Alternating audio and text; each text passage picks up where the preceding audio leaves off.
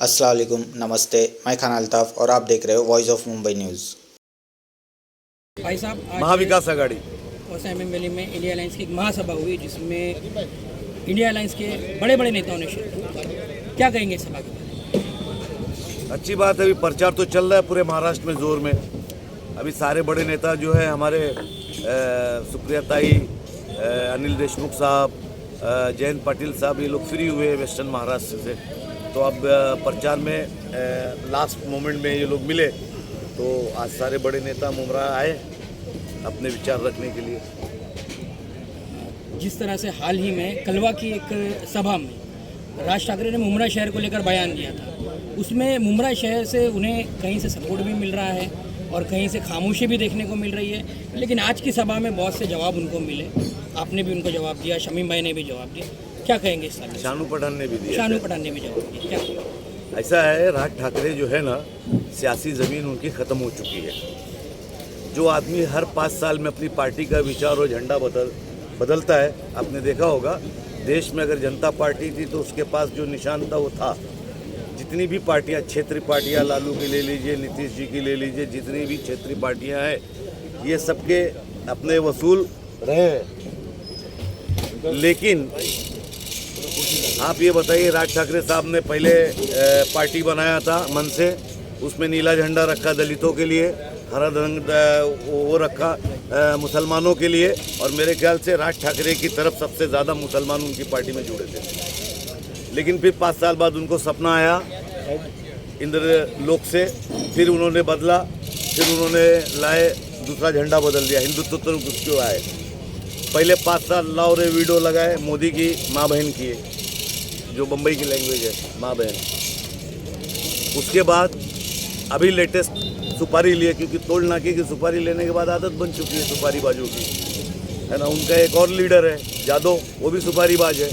अभी जो शायद 40 करोड़ की सुपारी के अंदर उनको पुलिस ने अरेस्ट भी किया था। तो ये सुपारी किलर लोग हैं।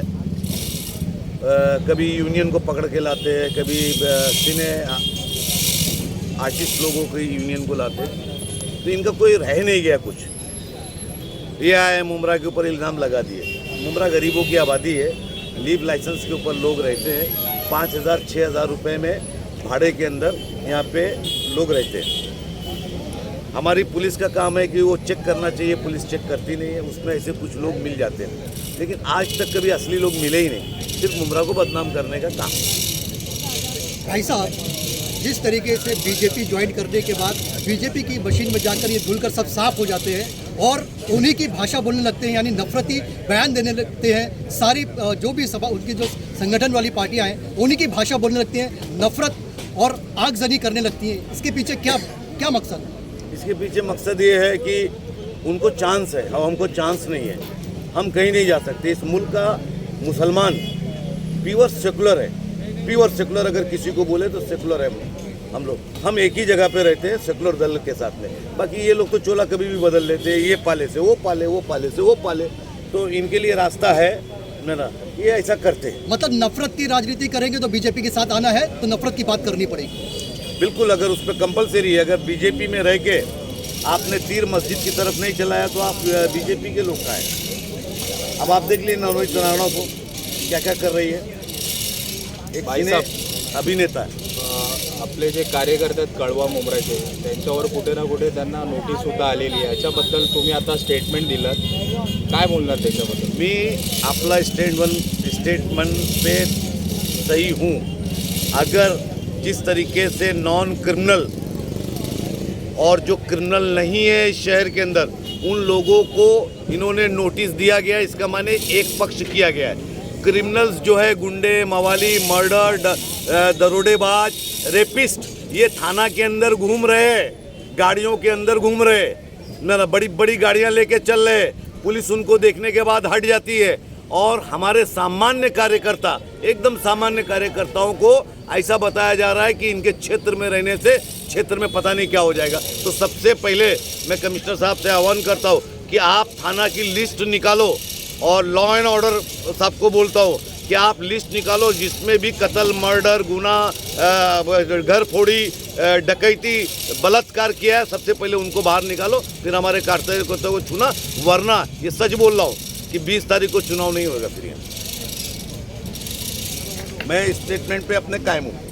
तो इस बयान के बाद आप पर भी तो कोई एक्शन लिया जा सकता है क्या? हम तो राजनीतिक आदमी है यार। 200 लोग गाली देते, 2000 लोग दुआ देते, इससे फर्क नहीं पड़ता है। और पुलिस की कार्रवाई से अगर हम रहेंगे, मेरे को 54 साल की उम्र में पासपोर्ट मिला, आपको बता दूं। कितना? 54 की उम्र में मेरे को पासपोर्ट मिला। मेरा पासपोर्ट नहीं था, वही 1 साल वाला 6 महीने वाला मिलता था। तो इससे घबराने की ज़रूरत नहीं। और सियासत में 2 चीज़ें हैं, तख्त है और ताज भी है ना। तो अगर हम इस चीज़ की फिक्र करने लगे तो फिर कुछ नहीं कर पाएंगे, फिर घर के दरवाजे के बाहर गिर जाएंगे, मर जाएंगे। तो ये सब चीज़ों से नहीं। ऐसा मुमरा कौसा की आवाम से आप क्या अपील करना चाहेंगे? अपील एक ही कर रहे कि मुमरा कौसा के लोगों को मैं फिर आगाह कर रहा हूँ, बार बार आगाह कर रहा हूँ कि अगर देखिए 2 चीज़ होती है। अगर आपने बेहतरीन वोट पार्लियामेंट में किया, मतलब 80-84 किया, तो सामने के लोग भी आपकी रिस्पेक्ट करेंगे और हमारी पार्टी खुद रिस्पेक्ट करेगी। जब आप लोग वोट नहीं करोगे तो सुन लो, कोई तुमको पूछेगा नहीं, चाहे किसी भी पक्ष का हो। क्योंकि मालूम है ये मुस्लिम आबादियों में वोट ही नहीं करते, तो काहे के लिए आ जाने का। और एक मरतबा आप जब वोट करोगे और हराने और जिताने की ताकत रखोगे ना, तो अगली बार सेकुलर भी रहेंगे, कम्युनल भी रहेंगे, हर आदमी मुमरा का ही विकास देखेगा। यहाँ विकास की झड़ी लगेगी, ऐसा लोग ढूंढेंगे कि कहाँ क्या करना पड़े। क्योंकि मुमरा के लोग वोट डालना सीख लिए। और मैं हमेशा बोलता हूँ हमारी बस्तियों के अंदर कि पार्लियामेंट के चुनाव में तुम वोट डालना सीखो, और ऐसा आपकी बार वोट करो कि 1,70,000 भेज दो इसको, देखो लीड नहीं कटेगी।